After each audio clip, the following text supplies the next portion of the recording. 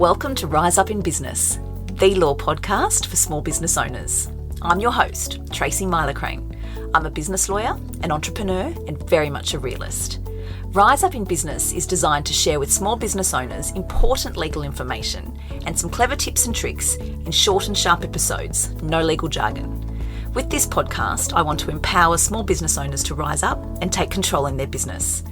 I'll be here every Wednesday to tell you what you need to know without sending you to sleep. Let's get into today's episode.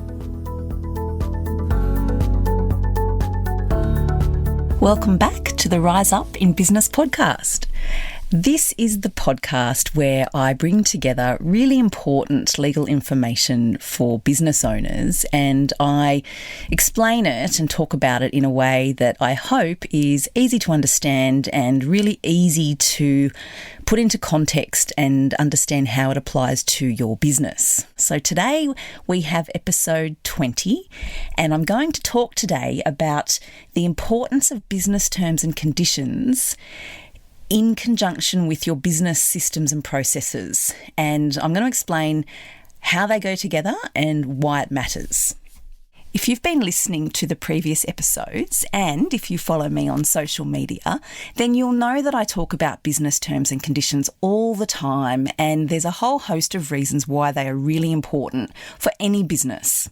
So I'm not going to bang on today about your legal obligations and the consumer law and why you need your terms and conditions. What I'm going to focus on today is the context and the practical application between your business terms and conditions and the systems and processes that you've got in your business. So just to be clear, when I'm saying business terms and conditions, I'm focusing on your document that you have with your clients. So it might be your membership terms, it might be your coaching agreement or your service agreement, your terms of trade, whatever it is that governs your relationship in your business with your clients. That's what I'm talking about when I'm referring to business terms and conditions.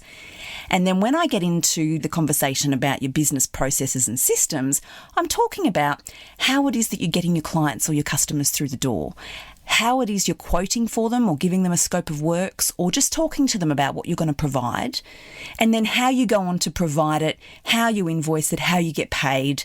That's what I'm talking about when I'm saying systems and processes. So let's get started. Your business operation is going to hinge on what your terms and conditions say.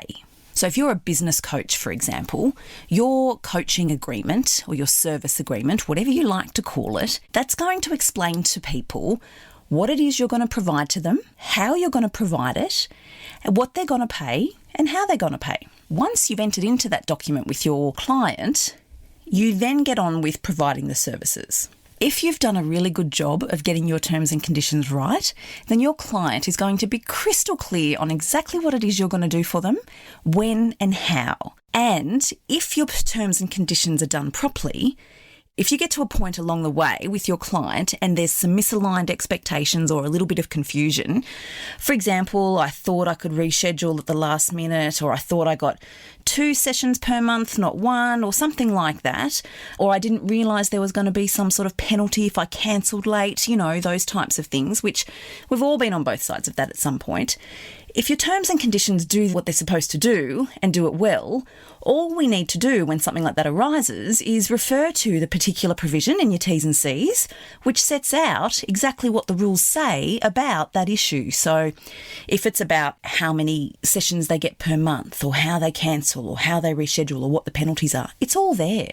And in my experience, when we've got that in our documents and something like this arises and we point to that provision, it usually ends there and then with the client saying, "Oh, sorry, didn't realise," or "Yes, of course, sorry, I should have read that," or "Sure, fantastic, my fault, I understand, can we talk about an alternative arrangement?" So it just makes those really yucky and sometimes tricky conversations much easier to navigate. And that's really important because obviously as service providers, or even if we're providing goods, we want happy clients, we want happy customers. And if we start compromising that relationship along the way because things aren't clear, clear, then it seems to undermine the credibility that we have with our clients, and we don't want that. So that's just another reason why your terms and conditions are so important. And this dovetails into your systems and processes in your business, because the way you deal with these things with your clients is fundamental to the way you operate your business. We don't want to terminate our relationship with a client every time it gets tricky. We want to be able to navigate through that with the client so that we can continue on and have a really positive relationship. So this is where the T's and C's are really important. If you have a process where you're getting paid up front, that needs to be outlined in your agreement so that the client knows exactly what they're paying and for how long they're getting their services. And it ought to have an end date. So if it's a 3-month term or a 6-month term, it has an end date so everybody knows the date that they're working to and they know that that's what they've paid for. If you're running a business where your clients are on a payment plan, then those dates will be set out really clearly in your T's and C's. So your client knows what date their payment is due and how much the payment is. It helps align expectations. When we're clients and we're doing our budgeting, we can put all those figures into our forecasts so we know exactly what's coming up, and it's really transparent and fair. And it means no surprises. So no surprises when the client receives the invoice and thinks, gosh, I forgot about that. And also as the business owner, there's no surprises in terms of your cash flow, because presumably as a business owner, you've got your own set of forecast and cash projections. So you know when your money's coming in and you know when your money's coming out. So it's really nice to be able to count on that when it's coming in from your clients, because if it's all set out properly in your documents, then you can rely on it as being due and payable at a particular point in time each month. You can't do that if you don't have your terms and conditions done properly, because then you're sort of relying on the hope that people will pay an invoice when they get it, but they haven't previously agreed to it. So what do you do if someone doesn't pay? If someone doesn't pay, what are your systems and processes? Do you have a process where you use Xero or MYOB and they automatically send reminders? Great, provided that the obligation to pay is set out in your terms and conditions, then you can enforce that. Do you have a process where you flick an email? You might have a process in your business where you send 2 emails, then you make a phone call, and then you cease the services.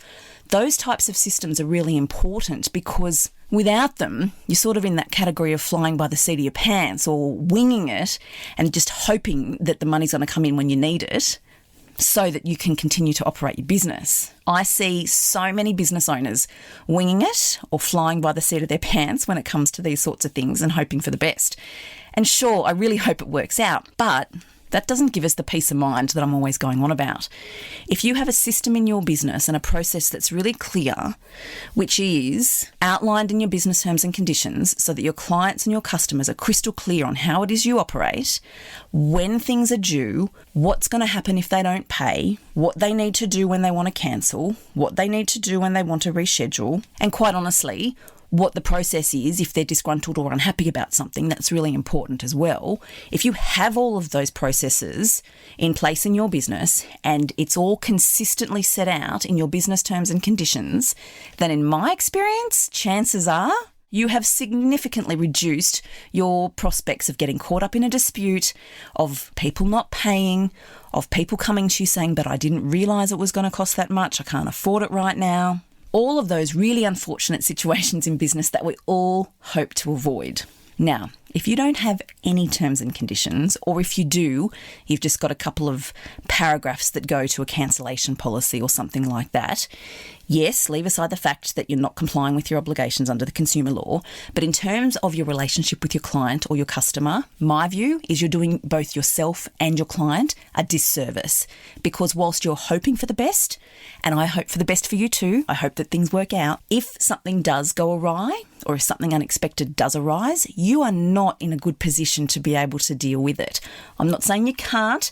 I'm not saying you can't deal with it. I'm not saying you can't get paid. But it will take you longer. It will cause you more stress. That takes your eye off the ball when it comes to running your business, and ultimately it's going to cost you. So whether or not it's having to engage somebody like myself to help you out, or whether it's having to negotiate something with the client for the sake of getting something paid other than nothing, it's just not worth the risk.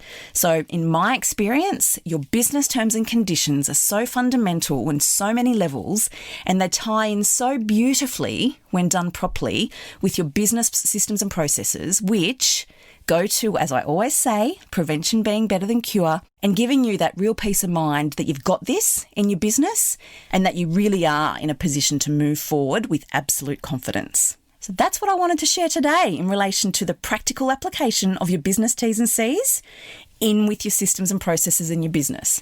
I hope that's been clear. I hope you've found it helpful.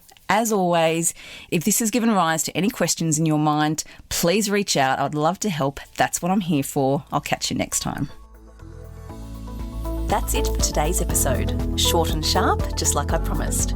If you liked the episode, please be sure to hit subscribe so you don't miss any new episodes, and I would be most grateful if you would leave a review on Apple Podcasts. As always, remember to keep your business legals in order with my annual legal checklist.